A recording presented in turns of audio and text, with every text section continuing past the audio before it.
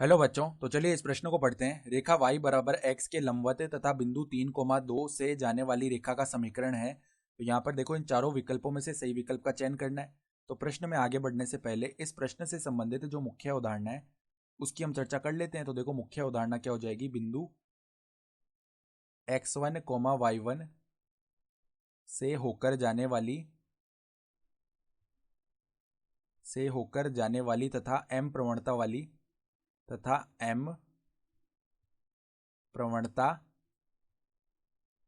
वाली रेखा का समीकरण क्या होता है। वाली रेखा का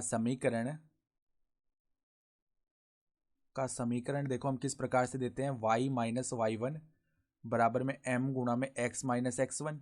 ठीक है, तो अब देखो सवाल में बोला हुआ है कि जो रेखा है वो बिंदु 3,2 से होकर जा रही है, यानी x1 और y1 के मान क्या हो जाएंगे, 3,2। ठीक है, और प्रवणता देखो कैसे लिखेंगे, ये l जो रेखा है वो क्या है, y बराबर x। तो अगर हम इसे लिखना चाहें तो y माइनस एक्स बराबर में 0 लिख सकते हैं। तो इसकी प्रवणता लिखें ना, तो इसकी प्रवणता यानी ml लिखें तो वो क्या आएगी, माइनस में देखो x का गुणांक होता है तो -1 बट्टा में y का गुणांक लिखते हैं तो 1 आ जाएगा, यानी इसकी प्रवणता आ गई 1।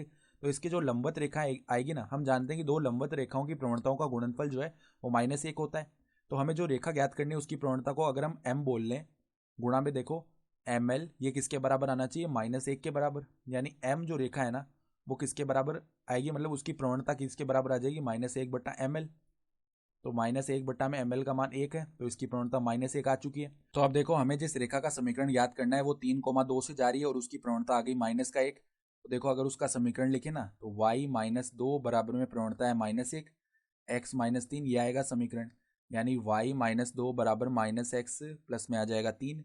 यानी कि देखो x प्लस वाई किसके बराबर आ जाएगा, 5 के बराबर। यानी कि उस रेखा का समीकरण ये हो जाएगा x प्लस वाई बराबर 5। यानी कि विकल्प बी जो है हमारा सही विकल्प आ रहा है। तो आशा करता हूँ कि आपको ये प्रश्न समझ में आया होगा। धन्यवाद।